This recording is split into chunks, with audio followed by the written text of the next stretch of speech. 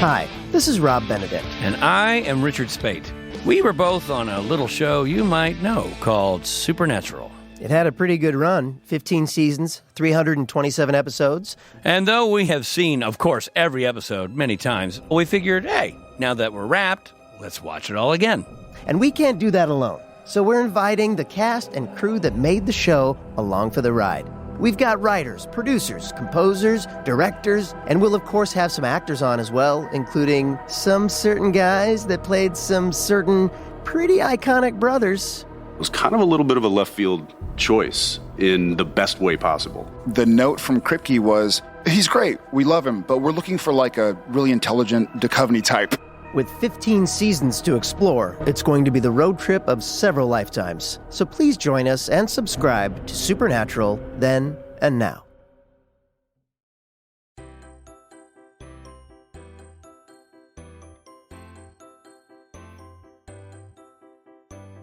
Hello and welcome to the Minimalist Moms Podcast.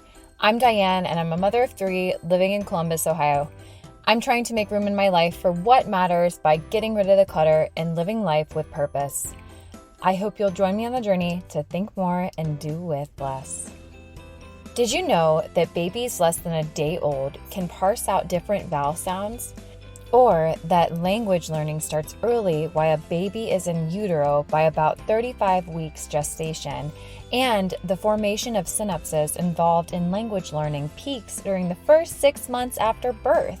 Me neither, until I read Maya Smart's Reading for Our Lives, a literary action plan from birth to 6. Maya is here today to discuss key strategies that parents should employ early and often, conventional reading tools and instruction that focuses on teachers and the school years, essential lessons parents can and should give their children, and so much more. And I wanted to remind you that for those who are new around here, I do release bonus content, bonus episodes with unique topics that may not interest my wider audience. So if this topic doesn't fit what you're looking for, join me back here next Tuesday for a conversation about the importance of outdoor play, sans parents, that you do not want to miss. And lastly, before we get to the conversation, if you have yet to leave a rating and review on iTunes, that is so incredibly helpful for others to find the Minimalist Moms podcast.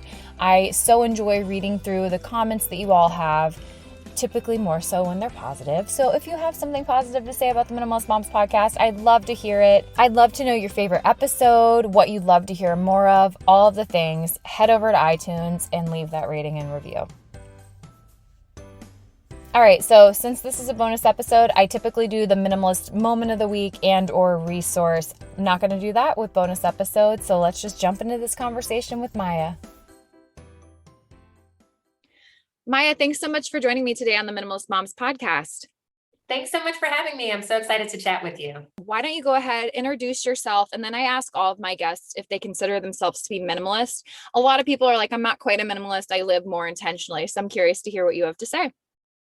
I am Maya Payne-Smart, the author of Reading for Our Lives, a literacy action plan from birth to 6. My background is in journalism, not education. So I kind of approach the project totally from the perspective of a curious parent and then just use some of those interviewing skills and document-based research skills to dig into the interest of reading. It's interesting, the question of whether I'm a minimalist or not. I think that I am. My husband says that I am not. So I think I'm a minimalist in the sense that I don't have a lot of collections and things, with one major exception: books. I have books just absolutely all over the place. So if I could be minimalist except for books, I think that would be the best way to characterize me. I had an episode, goodness, this was years ago, but it was minimalist confessions, areas that I struggle to minimize, and books on my list. It is something that my husband and I both are English majors. We both love to read. And so we have books in far too many places throughout our home. So I can relate to that as well. I think with books, it's not even so much reading them. It'd be interesting if I could go through and do an inventory and note how many I've actually read from cover to cover, but there's something about just having them. I feel like they're a kind of comfort object, and they also sort of express my personality and things I'm interested in. So I like to have little stacks of books in certain places. Yeah, no, I can definitely relate to that. So Okay, let's jump into the conversation today about early literacy. And I'm just skimming through your chapters right now to give listeners an idea of some of the things that you talk about. So, beyond bedtime stories, the truth about getting kids ready to read, the long run, how to nurture reading at each age and stage. Yes, you can, 5 touchstones for parents who dare to teach. So, we're really trying to develop these conversations at such a young age, maybe even before we think so. And I'm wondering, first and foremost, how do we start to nurture that at a young age? Absolutely. So from day one, I think it's really important for parents to have literacy in mind. I know when I brought my daughter home, I just have one child, but when I brought her home, I was really focused on keeping her fed and safe. So I was all about the car seat instructions, just getting from home from the hospital and breastfeeding and all of those things. But I think part of what I try to emphasize in the book is that reading is really important and critical for life success and thriving as well. And that the things that we do in the early years really do have a disproportionate impact on their whole literacy trajectory. So if we start thinking about reading specifically when they're in kindergarten or just approaching school, we've missed all these wonderful opportunities to nurture the brain connections and brain structure that fosters later reading. So absolutely from day one. And I think the key things with your newborns and your infants are active attention. So just responding to the holding the baby, making eye contact, trying to get a sense of what they're interested in, responding to the sounds that they make. So really all of those bonding, connection, nurturing things that you're doing anyway are important for later reading. And I think even with the little ones, you can start reading books. They won't understand all of it. Their eyes won't even be able to focus on the page initially, but one day they will. And that to also keep in mind that all the things babies do with books, like chewing books and kind of batting at books and throwing them around once they get that coordination, all of that is important and literacy related too, because one day they're going to learn to turn the pages and they're going to learn to focus on the text. But it has to start somewhere. So it might as well start from day one.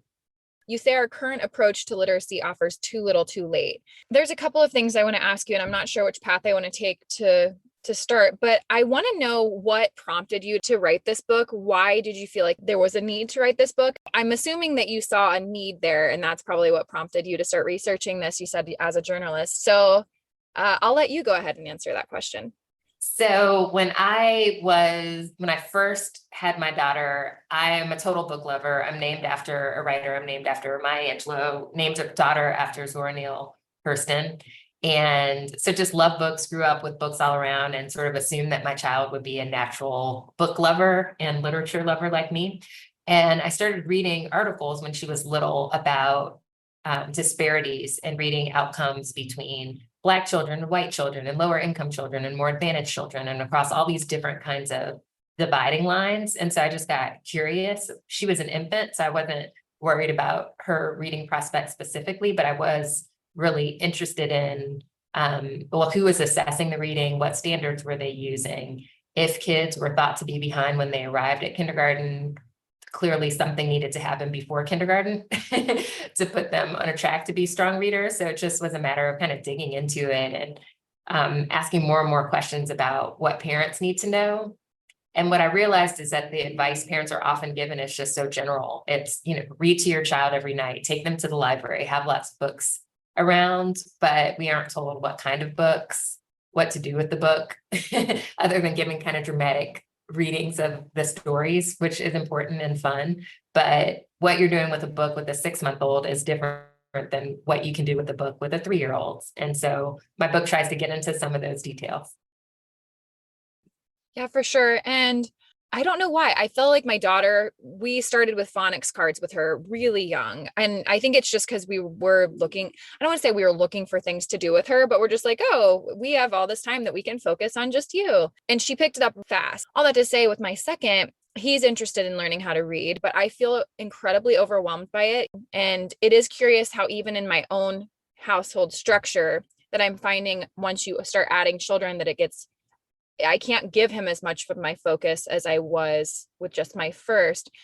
You talk about the discrepancies depending on household. And I'm just imagining if someone is not even around, like, how are we going to encourage them in these households? Yeah, I don't know if I'm making sense.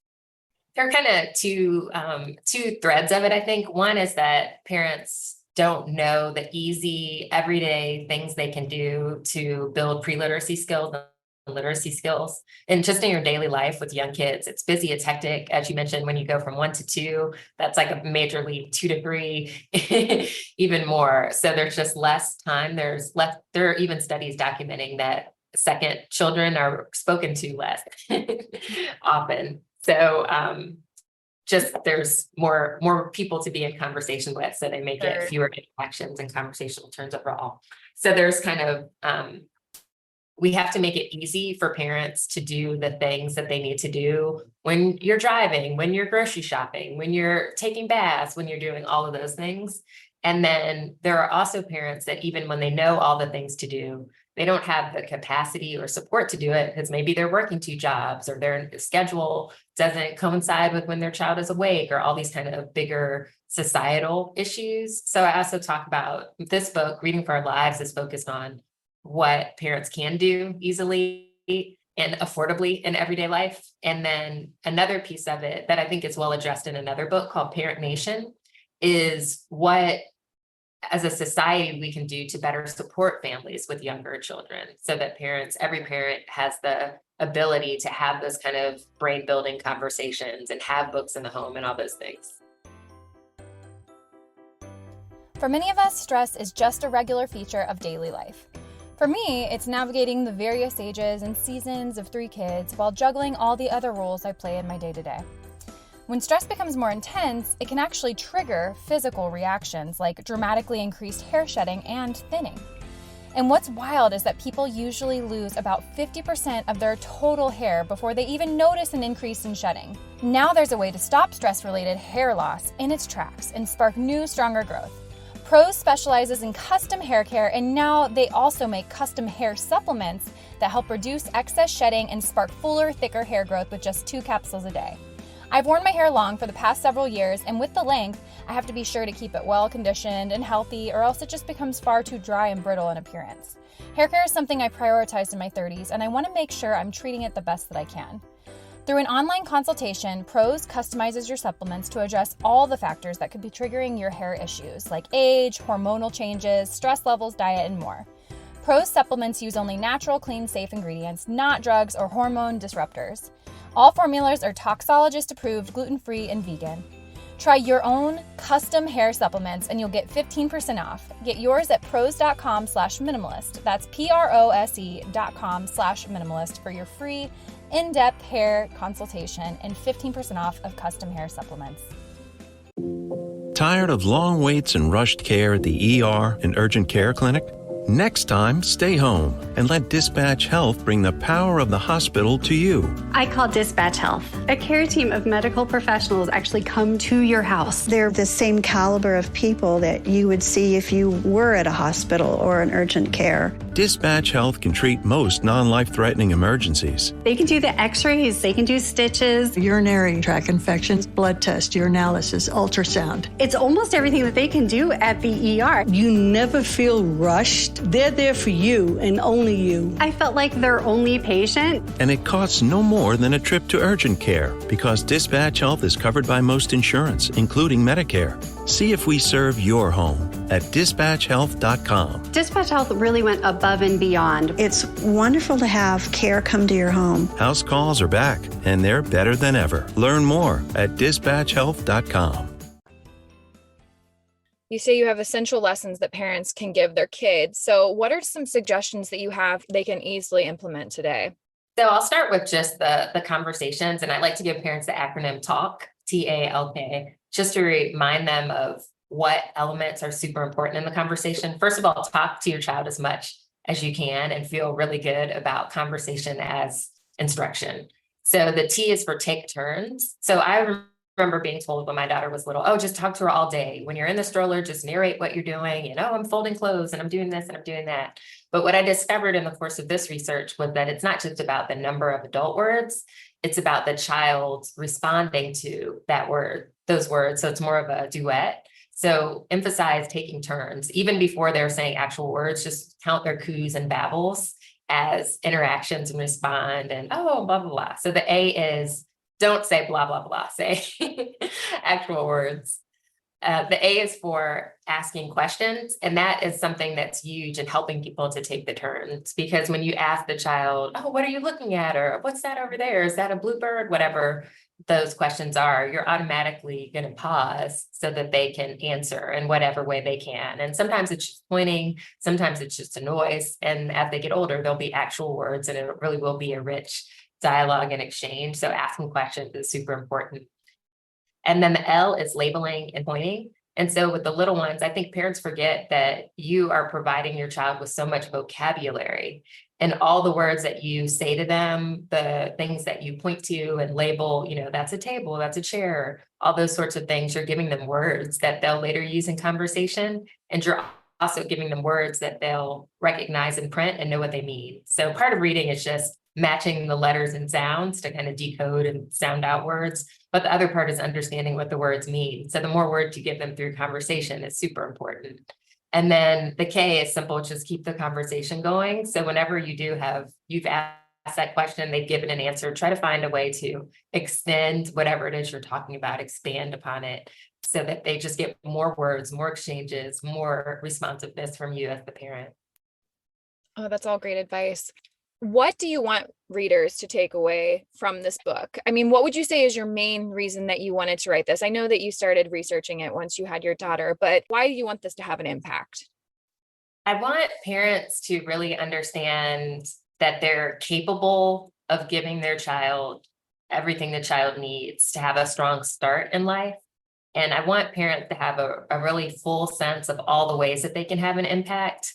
So I talk in the book about 6 different levers that parents have for impacting reading success, and conversation, which we've talked about, is really important. Reading books is important because you introduce vocabulary and ideas that you wouldn't come across in your everyday life.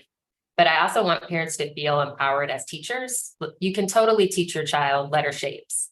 You can teach them letter names. You can teach them letter sounds. And just by reading that chapter in the book, you'll pick up a few pointers that will make it easy for you to teach with just a cereal box or just a piece of paper and a pen. So I want people to feel really confident, parents to feel really confident as early literacy teachers using things they already have, and not feeling like you have to get some app or some elaborate curriculum. And then I want parents to feel like they're part of a community that's committed to supporting their child in reading. So I want them to think of librarians and pediatricians and teachers and all these other people that you encounter in life as partners in raising your reader. You don't have to do it alone. So one example I give is many parents, when they're in the US, but English is their second language, they don't feel confident necessarily teaching some of these things because they're more confident in their primary language. So I talk about the value of giving the language they're comfortable in to their child, and how they might use other people in their community to ensure that their child gets the letter sound knowledge or other things that they need for reading in English. So that's what I mean by connecting. I talk about budgeting as another thing that parents can do and don't think of. Some parents may need to pay a tutor to ensure that their child gets some of these skills, or they may need to research programs where they can get a tutor for free through a school or other outlet. I talk about experiences being really important. So maybe doing the museum instead of the amusement park, or whatever the case may be, to, again, give your child those words and experiences and concepts that'll help them down the road. And then finally, I talk about parents as advocates. So how you can lobby the school board, or set up a meeting with administrators, or do certain things in your community yourself to ensure that your child, but also other children, have the things that they need to become strong readers. Absolutely. Yeah. I was wondering too, as you said, if we're looking to people of various income levels, again, if their parents aren't as interactive because they simply can't be, because they have to work several jobs or whatnot, how can we help those families? And you gave us some practical advice on how we can just take what you've been saying and engage with those children, whether it's volunteering in a classroom or if it's a child's friend. I think we can come along and support other families in that way. Do you have any other tips outside of that and how we can be helpful? I think sometimes it's just sharing what you know about certain things, like even letting people know if you've had a good experience with a certain teacher in a certain preschool program or something like that, letting other people know about that experience and what made it good. So I think oftentimes schools definitely play a critical role in preschools. If a child is in a formal child care or child education setting, it's great if they're in one where the teachers are talking and having those dynamic verbal exchanges with them. So I think parents are great sources of just tips like that. Like, oh, when you go visit this place and that place, listen to see how they're interacting with the kids. Don't just look at the classroom decor or what the brochure says they're teaching, but see how much conversation is taking place with the toddlers and infants, because it's so important. Yeah, absolutely. I'm also thinking about, I mean, even as a college student, when I realized why professors have office hours, I would see that professors would have office hours and I thought, oh, I don't need to go to that. But when I started attending office hours, I grew so much. And it's like, oh, of course, this is why they have office hours. I just was too prideful at that point in my life to go when I originally started college. But I'm thinking in regards to someone making themselves available, I think that even preschool teachers, if they are available to you. So if you're sending your child to school, your teacher is there. And again, they might have 30 students in a classroom when you start getting into elementary school, 20 to 30 students. But if you're putting it out there, I guess I would say don't be afraid to put it out there that you want to see your child grow in these ways. Or, hey, my child is showing a tendency that they love to read. So maybe spend more time with them on that. And again, I know they can't prioritize every single student in that and every single student, but if you have put it out there, I absolutely think that they would.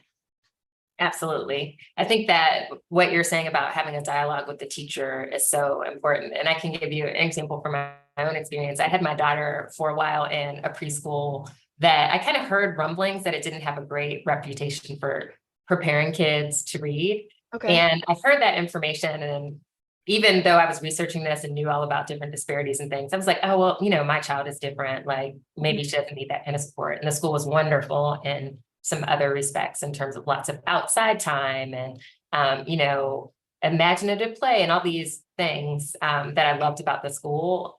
But in talking to other parents, you could see everyone's different reactions to that. So some people are like, the school isn't good at this, so I personally am going to do A, B, and C. Or the school isn't good at this, and I'm going to just hire a tutor to teach it. And then later I heard of a parent who said, the school isn't good at this, I'm going to have that teacher get better at it and actually make sure that my child learns to read, and also that they have that skill set for supporting other kids. So there are all these kind of different ways you can engage, but I think it's about curiosity to figure out what even is happening in the room. It's about intention and getting kind of a result for yourself, but then thinking more broadly about how you can get a result for other people. So now that parent put pressure on that teacher to emphasize literacy a bit more in that classroom, other kids will benefit without their parents even knowing. Yeah, absolutely. Yeah, I think that was my main point, in that the teachers are available to you, and more than likely they're happy to help out and happy to come alongside your child if you're putting it out there. I think we're just hesitant to do that because we don't think that we should step on anyone's toes or whatnot, or we're crossing boundaries that we shouldn't. But I think it's encouraging. I don't know. I feel like it's a good way to help a teacher if they are not unaware of that. So I don't know. And sometimes we can't assume that teachers have been well-trained in these areas. There are teachers who sometimes will say they have a reading specialty or a literacy specialty in their training, but you have to kind of dig into it a little bit to find out, well, what does that actually mean? And what have been the reading results of kids in your class? Yeah. And then I think the question is not kind of to beat up on that teacher for not being better, but it's about support. And maybe it's about, getting some professional development in the school, or connecting them with online resources, or all of these things. Absolutely. Well, do you have any other final words that you want to leave with the listeners? I think I would encourage everyone to keep a journal about these things. So keep a journal overall about things that you're observing with your child, but make a few notes in there about what you're seeing in terms of reading and even language. So writing down what were those first words, and it just creates kind of a fun artifact. It doesn't have to be some elaborate scrapbook. It can be a note in your phone. It can be something like in a paper journal that you keep on your nightstand. But I think it's really cool to have kind of that record of what was going on in your child's journey when. And then if you ever encounter problems and you think your child may have a delay or a challenge in some area, you'll also have information to share with a pediatrician or a specialist. I noticed that my older child did this as a myth at this point, but my younger child seems to be behind. And they may say, no, they're, just walking their own path, no big deal. Or they may say, let's dig into that a little more and do some assessments and testing. So that's my big parting bit of advice for parents, is just to pay attention to what you're observing and write down your intuitions and observations. Yeah. And you have journaling prompts throughout your book, which I also really like, as we kind of think through some of these things and how to get better and how to encourage our own kids. So I really appreciate that as well. I'm always into the journaling prompts when I'm reading a book. It definitely helps. Since your listeners are very focused on simplicity and intentionality, I think journaling is an incredible tool to remind you of what you said you were trying to do or accomplish. Well, too, you can also go back to your journals. It's been convicting to me to look back to years ago. Okay, what have I accomplished that I said that I wanted to? What am I still struggling with? How can I focus more on these things that I haven't overcome? How can I celebrate the successes that I've had in areas? So I think it is a fun way to, I don't know, for personal growth. I think it's important. Maybe not everyone is into that as certain personalities, but I do think it's helpful. Yes. And to your point, different people would journal differently. I, for a long time, would have the paper journal and I write these deep, long things. And then I would be tempted to tear the pages out later and revisit them. And I didn't like having that format. So now I'm more likely just to do like a digital note. Like I'll keep different files that I think of as a form of journaling. So I have one that's like 2022 wins, where I just document each month, like things that I'm proud of. And so then on days when things are like fatiguing or stressful or frustrating, I can just look back at that list and just remind myself of what I have accomplished. Yeah, absolutely. Well, Maya, where can people find you, grab a copy of your book if they're interested in doing so? Reading for Our Lives can be found in any major retailer. If you're looking for specific links to different retailers who sell the book, you can go to mayasmart.com/book. And you'll see links to Amazon and Barnes & Noble and all the different places.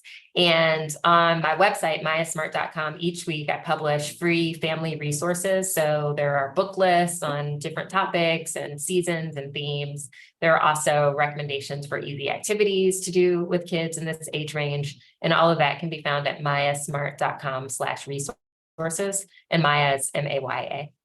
Well, Maya, thank you so much again for joining me. I think your book is really wonderful. And I think a lot of teachers are going to start using this book. So I think it's a good one here. And I appreciate you sharing it with us today. Thanks so much for your time. It was so nice to meet you. What did you think of the episode? I invite you to keep the conversation going at minimalistmomspodcast.com. There you'll find links to the Instagram account, Facebook page, and where you can find me all around the web. Thank you for joining up on this journey. I wish you a lovely week as you think more and do with less.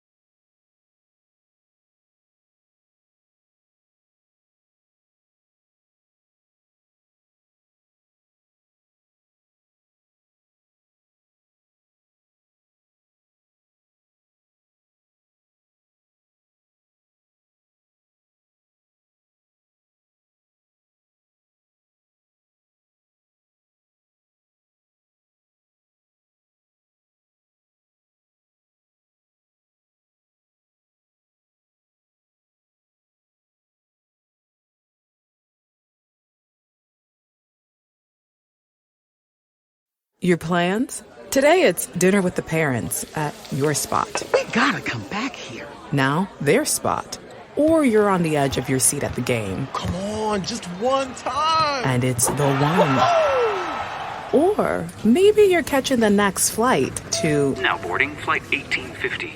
Oh, that's you. The choice is yours. And when you're with Amex, it's not if it's going to happen, but when. American Express. Don't live life without it.